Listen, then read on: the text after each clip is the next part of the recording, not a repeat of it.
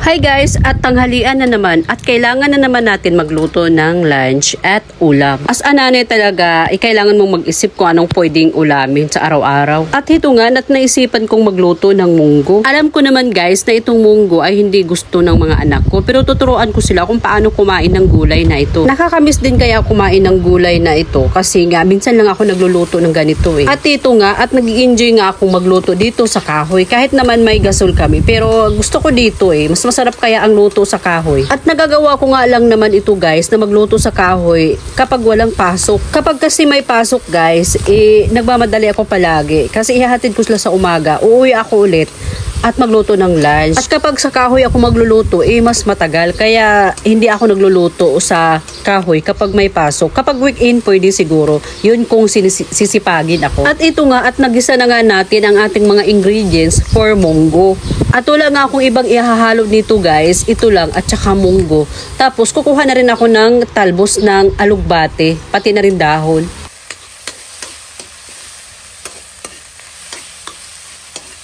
At ginigisa ko nga ng mabuti itong kamatis guys kasi medyo green pa kasi ito at medyo crispy itong kamatis na ito. Kaya mahirap siyang lumambot. Kaya igigisa muna natin ng maayos ito para lumambot. At ito ilalagay na natin itong munggo na pinapakuluan ko kanina, na pinapalambot ko. At dito ko rin siya pinakuluan sa kahoy. At kung napapansin nyo ay dito ako nagluto sa ground. Meron akong lababo doon sa may grahian. Pero mas gusto ko dito sa bungad lang kasi ng pintuan. At nakakatuwa lang din kasi yung lutuan ko guys ay pwede mo ilipat-lipat at pwede mo ang dadalhin kung saan-saan eh. Basta may dala ka ring uling.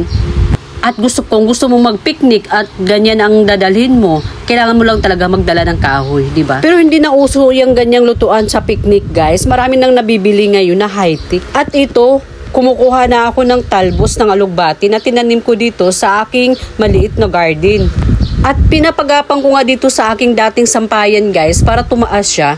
Kaya ayan, nasa taas siya. Mas gusto ko kasi yung alugbati or gulay na nasa taas kunin para hindi madumihan sa ground kapag gumagapang siya sa ground. Lalo na kapag umuulan, ito natatalsikan yung kanyang mga dahon. At ang taba nga yung alugbati ko na tinanim ko sa aking munting garden kasi inaabunuhan ko siya guys ng mga natural na abono. At nakakatuwa nga yung alugbati ko guys kasi ang bilis niyang magtalbos. Kakatalbos nga ko nga lang nung mga nakaraang araw, ayan may talbos na naman ulit. Kaya ito, mayroon tayong panghalo sa aking nilulutong munggo.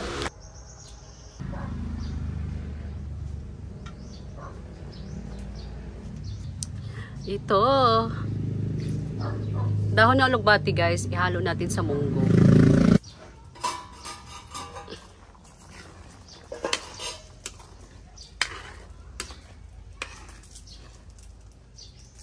Lagyan mo natin ng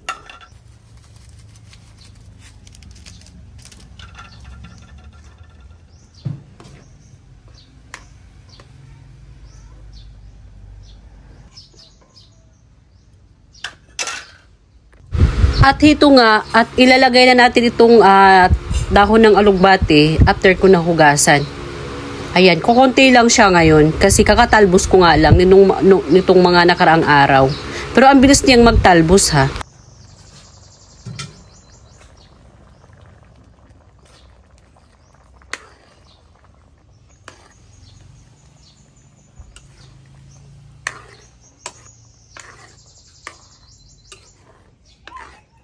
So after ko nga niluto yung sinabawang munggo guys, ay si Kuya GC naman ngayon ang magpipreto. At tinuruan ko nga siya kung paano magluto kahit sa simple na luto lang tulad nitong pagpipreto ng atay ng manok. At para naman hindi siya nakababad sa cellphone. At kahit pa paano ay may alam siya sa pagluluto. Simple lang naman yung mga ganyan. Para kahit busy ako, alam niyang magluto para sa sarili nila. Kaya hinayaan ko siya yung magpreto ng atay ng manok para matuto din. At yun nga guys, maya-mayat ay minimix palagi yung atay ng manok. Kaya ayan, nadudurog tuloy.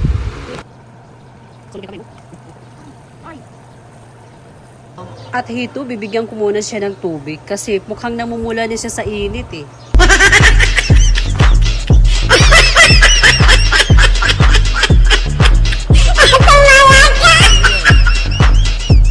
O, kita nyo, uhaw na uhaw. Ang hirap pala magluto, no? Ngayon, feel na feel niya ang hirap magluto at lalo sa kapag nasa mainit. Brown na ba? Batingin daw. Kunti pa. Sige, lutuin pa. At sa kakahalungan niya ng piniprito niyang atay guys, ay ayan, nadudurog tuloy. Kaya tuloy sabi ni Bunso, it's look like a chips mom.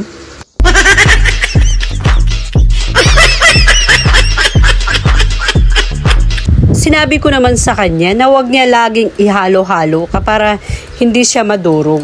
Ayun, hindi niya mapigilan yung sarili niya. Kaya halo ng halo. Kaya ayan, durog na durog. At kahit durog nga yung luto niya, mukhang masarap naman. Parang crispy nga. At si Bunso nga, habang nakatingin na inaahon ni Kuya JC ang kanyang niluluto, abay natatakam na. Parang gusto nang kumuha sa plato.